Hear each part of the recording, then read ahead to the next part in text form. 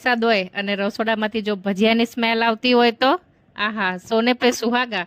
તો વધારે ટાઈમ ના પાસ કરતા આપણે ફટાફટ ચાલુ કરી દઈએ આજે આપણી ભજીયાની રેસીપી.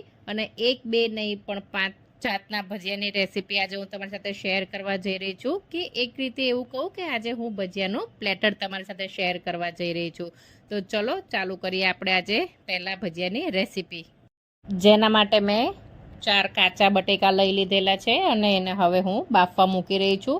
મેં અહીંયા 4 બટેકા લીધા છે કારણ કે મારી પાસે 4 થી 5 બટેકા પહેલેથી બાફેલા જ પડ્યા હતા, એટલે મેં અત્યારે 4 લીધેલા છે.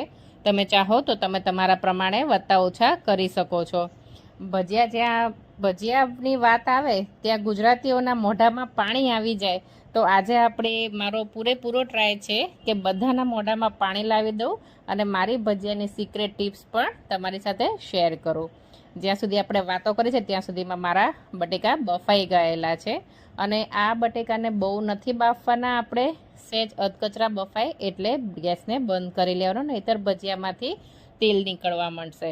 હવે જ્યાં સુધી મારા બટેકાને બફાઈ ગયેલા ઠરે છે ત્યાં સુધી આપણે એનું બેટર તૈયાર કરી લઈશું.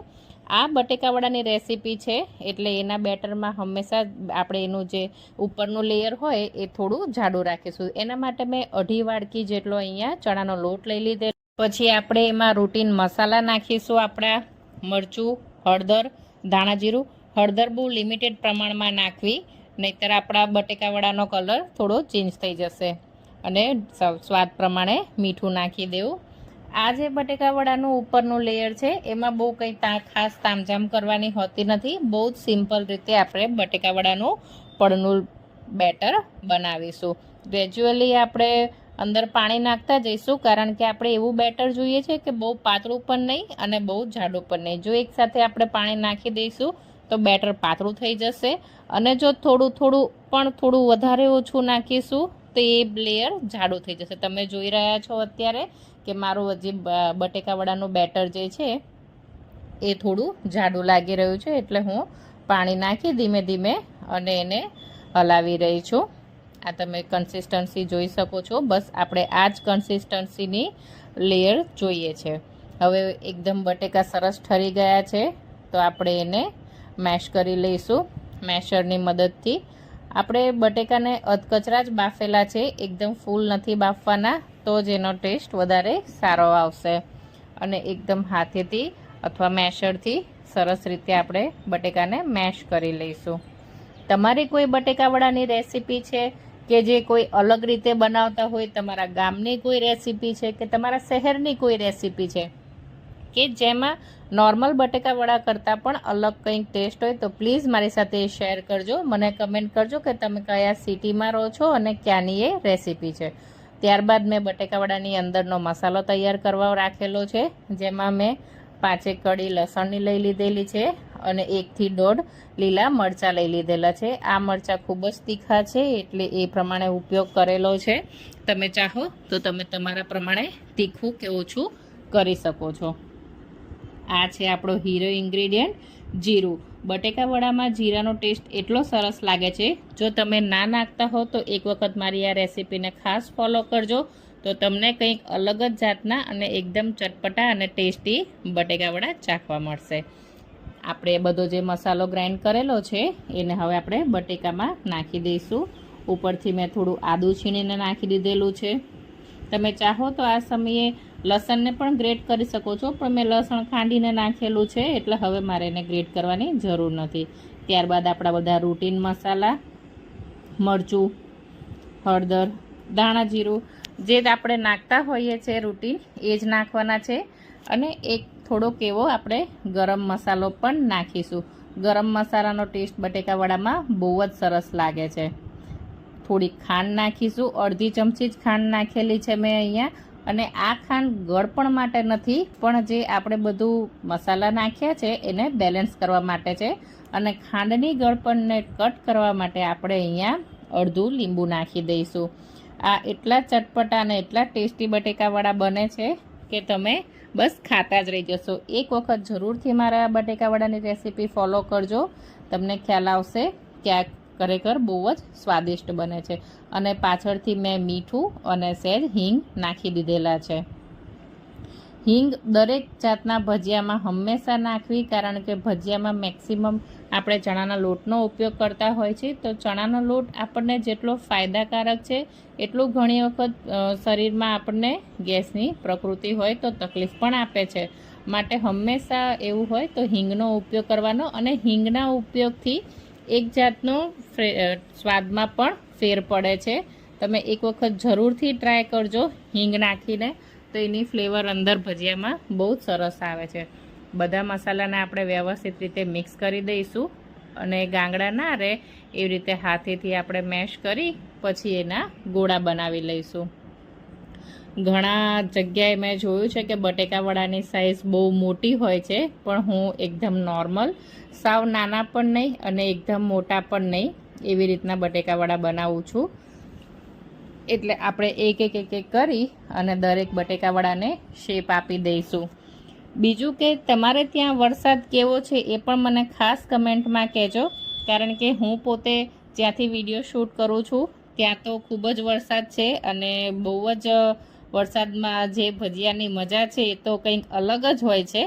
એટલે તમે ખાસ મને કમેન્ટ કરીને કહેજો કે તમે મારી રેસીપી કયા સિટીમાંથી જુઓ છો, અને તમે કઈ કઈ જાતના ભજીયા ઘરે બનાવો છો, અને રેસીપીમાં કશું અલગ હોય તો પણ મને કમેન્ટ કરજો કે અમે આ રેસીપીને આવી રીતે થોડી અલગ કરીને કરીએ છીએ. તો ક્યારેક નેક્સ્ટ ટાઈમ હું ફરી પાછું બનાવીશ ભજીયા, ત્યારે તમારી રેસીપીનો ફોલો કરીશ. આ મારા બધા બટેકાવાળાના ગોળા તૈયાર થઈ ગયા છે, અને મારું બેટર પણ હવે તૈયાર છે. બટેકાવાળા ઓલમોસ્ટ મારા હવે તેલમાં જવા માટે રેડી છે. આપણે આને ચણાનો લોટનો કોટ એકદમ સરસ રીતે કરી દેવાનો છે, કે જેથી બટેકાવડુંને આપણે તેલમાં જઈ અને બહાર ના નીકળી જાય અંદરથી મસાલો. આ સમયે ગેસની ફ્લેમને આપણે લો ટુ મીડિયમ રાખીશું. પહેલાં એક વખત તેલ આવી જવા દેવું, કે જેથી કરીને થોડું ઉપરનું એનું પડ છે એ હાર્ડ થઈ જાય, પણ અંદરથી એકદમ વ્યવસ્થિત ચડે અને વ્યવસ્થિત ટેસ્ટ આવે, એના માટે આપણે લો ટુ મીડિયમ ફ્લેમ કરી દઈશું. ધીમે ધીમે આપણા બટેકા વડા તળાઈ રહ્યા છે. આ સાઈડમાં જે મમરી દેખાઈ રહી છે એ પણ બટેકા વડામાં તમે સાઈડમાંથી કાઢી અને જ્યારે તળાઈ જાય ત્યારે કાઢી અને એનો ચૂરો કરી એમાં પણ તમે જો અચારી મસાલો હોય તો એ નાખીને ખાશો તો એ બિલકુલ એકદમ જે આ બોમ્બેના વડાપાઉં જે મળે છે અને એમાં જે ચટણી હોય છે એવું જ લાગશે. જો તમારે ટ્રાય કરવું હોય તો તમે એમને પણ બેટરની મમરી પાડી થોડી અને ટ્રાય કરી શકો છો. એ પણ બહુ જ ટેસ્ટી લાગે છે. જો એવું હશે તો હું ક્યારેક એની રેસીપી પણ શેર કરીશ. તમે જોઈ શકો છો કે એકદમ ગોલ્ડન યલો કલરના મારા બટેકા વડા તળાઈ ગયા છે. હા, એક ભજીયા બનાવતી વખતે મારી સાથે એક ઇન્સિડન્ટ્સ પણ બન્યો હતો, જે પણ હું તમારી સાથે આજે શેર કરીશ. જો આવી ભૂલ તમે ના કરતા, કારણ કે રસોડું છે તો ઘણી વખત અકસ્માત થવાના ચાન્સીસ વધારે રહે છે. એટલે મારા જેવી ભૂલ તમે ના કરો, એટલે એ તમે મારો વિડીયો ખાસ જોજો. પાછળથી એ ઇન્સિડન્ટ્સ પણ રેકોર્ડ થઈ ગયેલો છે, એટલે આપણે એને પણ જોઈશું. હવે મેં બીજી મારા ભજીયાની રેસીપી ચાલુ કરી દીધેલી છે, જે છે મેથીના ગોટા. સૌથી ફેવરેટ, મારા સૌથી ફેવરેટ, એકદમ કે ગમે ત્યારે પૂછો કે ભાઈ મેથીના ગોટા ખાવા છે તો આપણી હંમેશા હા જ હોય. તો એ મેથીના ગોટાને એકદમ મુલાયમ, પોચા, મુલાયમ અને એકદમ અંદરથી ચડેલા કેવી રીતે બનાવાય એની રેસીપી આજે હું તમારી સાથે શેર કરીશ. એના માટે મેં સૌથી પહેલાં મેથીને કટ કરી લીધેલી હતી. આમ તો મેથીમાં આખા પાખા દાણા હોય તો પણ વાંધો ના આવે, પાંદડા હોય તો, પણ અહીંયા મેં થોડી એને સુધારી નાખેલી છે. અને ત્યારબાદ મેં એમાં 2 થી 2.5 વાટકી ચણાનો લોટ લઈ લીધેલો છે. પછી એમાં મેં લસણ નાખી દીધેલું છે. હા, તમે લસણ ના પસંદ કરતા હો તો તમે સ્કીપ પણ કરી શકો છો. ત્યારબાદ 10 થી 12 મરી અને આખા ધાણાને ક્રશ કરી લીધેલા છે, વાટી નાખેલા છે. મેં એને મિક્સરમાં નથી ફેરવ્યા, ખાલી ખરેલમાં આખા પાખા મેં એને કચરી નાખેલા છે. અને હવે એ મસાલો હું મારા ચણાના લોટના બેટરમાં મૂકી રહી છું, નાખી રહી છું. અને ત્યારબાદ જે આપણે કટ કરેલી મેથી હતી, એ જે કટ કરેલી મેથી હતી એ મેં ધોઈને નિતારીને રાખી હતી. એટલે અત્યારે મેં ધોઈ નથી. જો તમારે એવું લાગે તો તમારે ધોઈને યુઝ કરવાનો. ત્યારબાદ આપણા બધા રૂટીન મસાલા આપણે નાખી દઈશું, મરચું, હળદર, ધાણા જીરું. અને આપણે જ્યારે બી ગોટા બનાવીએ અથવા તો કોઈ અલગ જાતના ભજીયા બનાવીએ તો હંમેશા એક ફરિયાદ રહેતી હોય છે કે તેલ બહુ રહી જાય છે. તો આજે એ તેલ ના રહી જાય તમારા ભજીયામાં, એના માટેની મેં સિક્રેટ રેસિપીઝ બી તમારી સાથે શેર કરવા જઈ રહી છું. આપણે બધું અંદર મસાલા નાખી દીધેલા છે અને ત્યારબાદ વ્યવસ્થિત હલાવી લઈશું. દરેક વખતે હંમેશા એ જ ધ્યાન રાખવાનું કે ક્યારેય પણ પાણી એકદમ નહીં નાખી દેવાનું, અને ઓછું નાખશો તો બી ગાંગડા પડવાના ચાન્સીસ રહેશે. એટલે બને ત્યાં સુધી એક ધારું પાણી નાખી શકાય અંદર એવો પ્રયત્ન કરવાનો છે. અને જ્યારે મેથીના ગોટા કે એવી કોઈ રેસીપી હોય કે જ્યારે આપણે સીધા અંદર તેલમાં ભજીયા નાખવાના હોય ત્યારે હંમેશા બેટર એવું રાખવાનું કે સાવ રની પણ નહીં અને એકદમ જાડું પણ નહીં. જો તમે જાડું રાખશો તો એ કડક થઈ જશે ભજીયા. આ છે મારી સિક્રેટ ટીપ. આખું બેટર બની ગયા પછી અંદર ચોખાનો લોટ એડ કરવાનો છે. મેં અહીંયા 2 થી 3 ચમચી ચોખાનો લોટ એડ કરેલો છે. ઘણા લોકો ચણાના લોટની સાથે જ ચોખાનો લોટ એડ કરી દેતા હોય છે, પણ એવું ક્યારેય ના કરું. એનાથી ચોખાના લોટમાં ચીકાશ આવી જશે, એટલે તમારું બેટર સરખું નહીં બને. એટલે હંમેશા ચોખાના લોટને પછીથી એડ કરવાનો. હવે આ છે મારા ત્રીજા ટાઈપના ભજીયા છે, જે છે અજમાના ભજીયા. કોઈએ ટ્રાય કર્યા છે ખરા અજમાના ભજીયા? જો કર્યા હોય તો પ્લીઝ મને કમેન્ટ કરજો કે તમને અજમાના ભજીયા ભાવે છે કે નથી ભાવતા.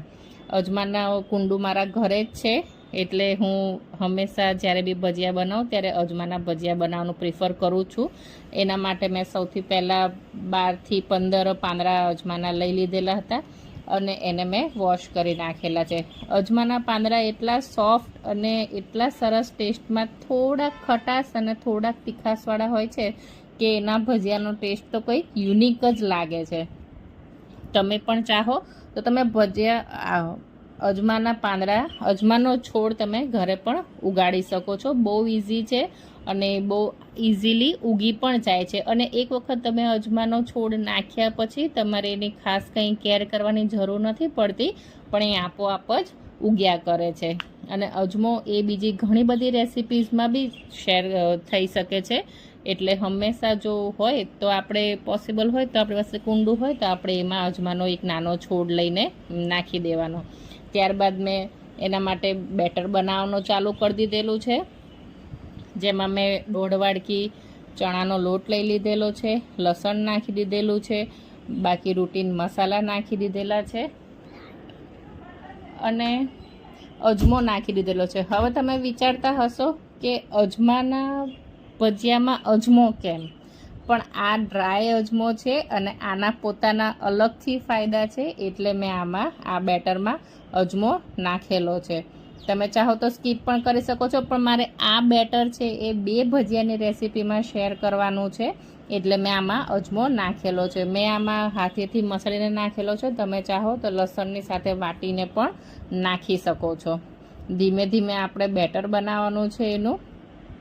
અને આ આપણું ભજીયાનું પ્લેટર છે, એટલે હજી આપણે જોશું આગળ એક રેસીપી કે જે મેં શેર કરેલી છે. અને આ બધા ભજીયા જે છે એ રૂટીન ભજીયા છે, પણ આની મેમરી આપણી સાથે, આપણા ગુજરાતીઓ સાથે બહુ જૂની કનેક્ટ થયેલી છે કે આપણે કોઈ પણ જાતના ભજીયા બનાવીએ તો એની સાથે પણ કોઈ ઇન્સિડન્ટ્સ હોય છે. જેમ કે બટેકાવડાની સાથે, મેથીના ગોટાની સાથે. અજમાના ભજીયા તો મને લાગે છે કે કદાચ બહુ લોકોએ ટ્રાય નહીં કર્યા હોય, એટલે એવો કોઈ ઇન્સિડન્ટ્સ હશે નહીં. પણ હવે જે હું રેસીપી શેર કરવા જઈ રહી છું એની સાથે તો બધાની ખાસ નાનપણની યાદ હશે. હા, એ છે આ બટેકા પતરીના ભજીયા, જે આપણે ગુજરાતી ભાષામાં કહીએ છીએ પતરીના ભજીયા. એની સાથે તો ઘણા લોકોને ઘણા બધા ઇન્સિડન્ટ્સ હશે. તો પ્લીઝ મારી સાથે શેર કરજો અને મને કહેજો કે તમારી સાથે આ પતરીનો ભજીયાનું કનેક્શન કઈ રીતે છે. કારણ કે નાનપણમાં એક ભજીયું તું ખા, એક ભજીયું હું ખાઉં, આપણા બાળકો, આપણા ભાઈ બહેનો સાથે આપણે વાદ વિવાદ હંમેશા ચાલતો જ હોય છે. હા, મેં પતરીના ભજીયા જે બનાવ્યા એની એકદમ સાઇઝ પરફેક્ટ રાખવાની છે. બહુ પાતળા કરશો તો એ અંદર જઈને એકદમ ભજીયા બેસી જશે, અને જો જાડી કરશો લેયર તો એ કાચું રહી જશે. માટે કરીને હંમેશા ભજીયા બનાવતી વખતે સ્લાઇસરનો ઉપયોગ કરવો જો હોય અવેલેબલ તો, નહીતર એને પાટલી ઉપર રાખી અને પણ તમે કટ કરી શકો છો. જો હું અહીંયા બતાવી રહી છું કે ભજીયા બનાવતી વખતે આપણા બટેકાના સ્લાઇસની સાઇઝ એકદમ પરફેક્ટ હોવી જોઈએ, અને એને આપણે 2 થી 3 વખત ચોખ્ખા પાણીએ વોશ કરી લઈશું કે જેથી આપણા બટેકાનો બધો સ્ટાર્ચ નીકળી જાય. અને હવે એને અજમાની સાથે આપણે સહેજ પોળા કરીને મૂકી દઈશું. બટેકાની પતરીના ભજીયા બનાવીએ ત્યારે હંમેશા પતરી બનાવ્યા પછી એને તરત જ વોશ કરી નાખવાના, નહીતર બટેકા આપણા બ્લેક થઈ જશે. અને પાણીમાંથી કાઢી લેવા, કારણ કે પાણી જો ચડી જશે અંદર તો ભજીયું આપણે તેલમાં નાખીશું ત્યારે ઉપરનું લેયર બ્રાઉન થઈ જશે પણ અંદરનું બટેકું આપણું કાચું રહેશે.